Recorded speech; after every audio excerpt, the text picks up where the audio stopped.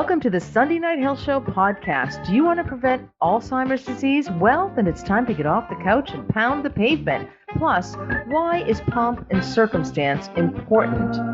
And you might not like your hair or your hands, but does that mean you have body dysmorphic disorder? Also, what are some of the common issues at menopause, and where do we go with COVID from here? The Sunday Night Health Show podcast starts now. Staying healthy is critically important, and which is why I have invited my next guest on. She is a medical doctor, wellness and performance. She empowers lawyers, doctors, and other professionals to reduce burnout and overwhelm, because stress can certainly be a contributing factor to a lot of medical conditions. But her purpose is to increase productivity in the workplace. But she also sees patients in her own clinical practice. You've heard her voice before. She is Dr. Tomi Mitchell. Good evening, Dr. Mitchell. Good evening, Maureen. Thanks for having me again. Thank you so much for joining me. I really appreciate it. So much to talk about. I don't know if you were listening at all, but so much interest in brain health. Definitely. And it's I think it's on everybody's mind, because nobody wants to end up with dementia.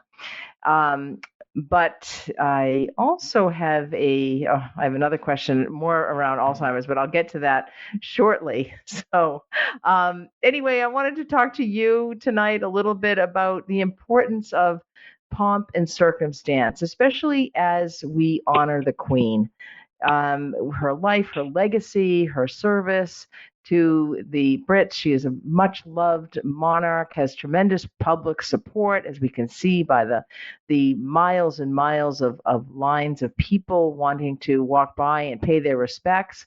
Why is it important that we do this? I mean, I want to say this because I've heard some people saying, why bother? Why is tomorrow a federal holiday anyway? It's just going to impact our paychecks and our bottom line. And but we've had 10 days of mourning, or will have had 10 days of mourning by tomorrow. Why is this so important for people? For so many reasons. And, there's many sides of this story. Like this, as far as the pomp and circumstance, it's marking for many the end of an era and the beginning of a new one.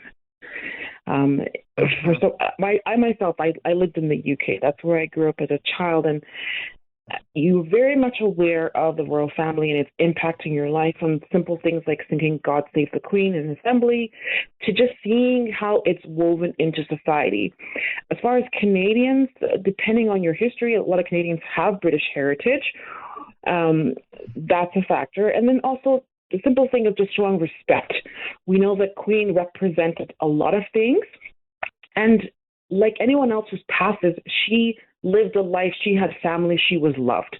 And regardless of her title, she was also a human being. She was a great-grandmother, mother, and she lived a very long life and has touched generations that you and I have never seen, right? She lived, she's older than both of us. She lived a very long, rich life. So I guess it's a time of respect. You only have one chance really to make something out of a situation like this. So that's, why, a big reason why what is going on is going on. Right. And she lived through many different time periods, as you mentioned, the Depression and the war and the post-war baby boom and, civil rights. And she lived and reigned through much of that time period. And, and she was also a woman who worked, from what I could see, up until 2 days before she died. And she had all of her faculties.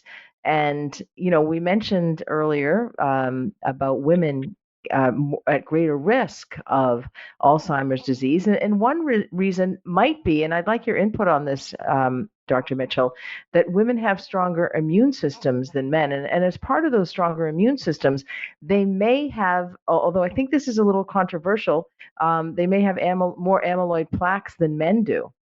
And because of those amyloid plaques, or those additional amyloid plaques, that's one of the theories that might explain why women end up having a greater risk of developing Alzheimer's disease. Now, I know there's some recent research out there that's saying that, that goes against that. What are your thoughts on why women are more likely to get Alzheimer's disease? Well, women are more likely to get autoimmune disorders in general, where the body attacks itself, and that is seen in Mm-hmm. Alzheimer's disease, right? And Mm-hmm. our immune system tends to be significantly stronger than men. I know. Let's face it, we always joke as women how we respond to colds and flu and how men respond, and we often say they're big babies, but maybe there's some science to it. I don't know. But the fact is, our immune system is stronger. And Mm-hmm. perhaps this is evolutionary because we carry the babies, right? And our body has to have a system where we acknowledge that there's a foreign living being inside us, but not to eat it.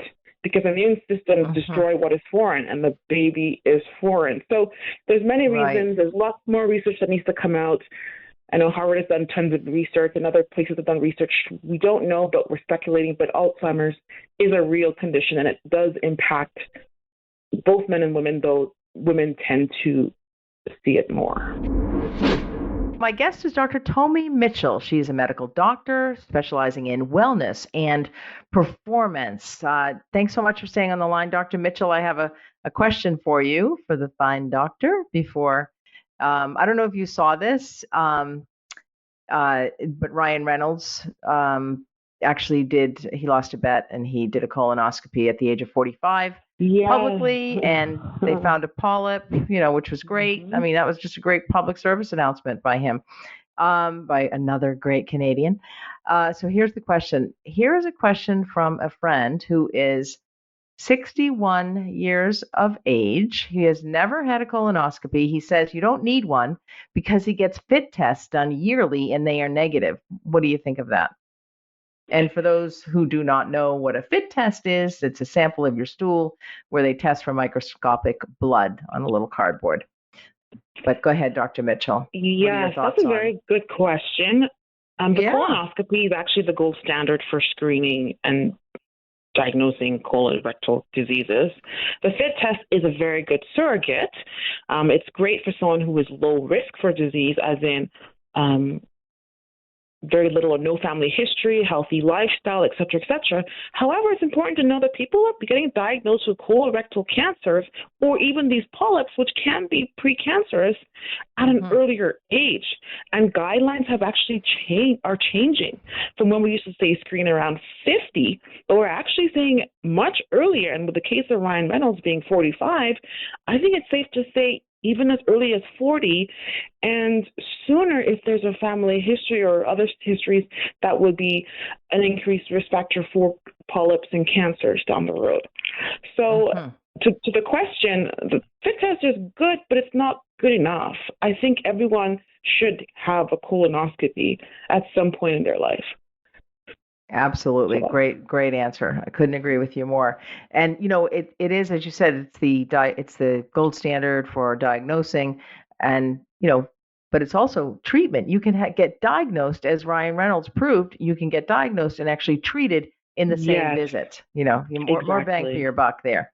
Mm-hmm. Excellent. Anyway, Dr. Mitchell, I want to talk to you about a condition called body dysmorphic disorder. I had a patient one time who was very concerned, literally. She was very trim, beautiful, but very concerned in intimate settings about this bit of about an inch of an area on her Mm-hmm. thigh that this was going to Mm. turn off her partner, her lover. Um, what exactly is, I mean, I didn't think of it at the time, but, could that be a symptom of body dysmorphic disorder? And what exactly is that? Yes, very good question. So, yes, it could be a symptom of it. So, what is it? Well, it's a mental health condition where an individual can't stop thinking about what they see as a defect in their appearance.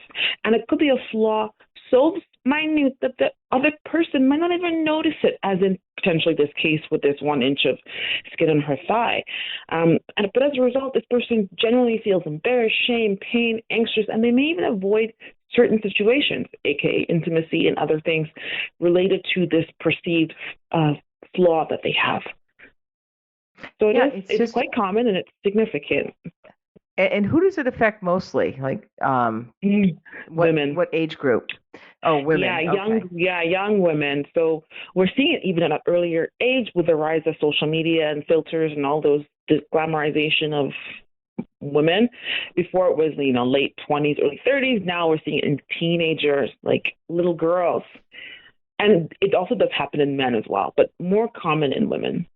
Yeah, it's so sad. And there's just so much focus on beauty these days, or false beauty, as you say. Yeah, Dr. Mitchell, thank you so much once again. We're up against the clock, but I really appreciate you coming on the show tonight. And you're going to my come back pleasure. next week, and we're going to talk about menopause next week. Awesome. We'll see you next week. For now, have a happy and healthy week.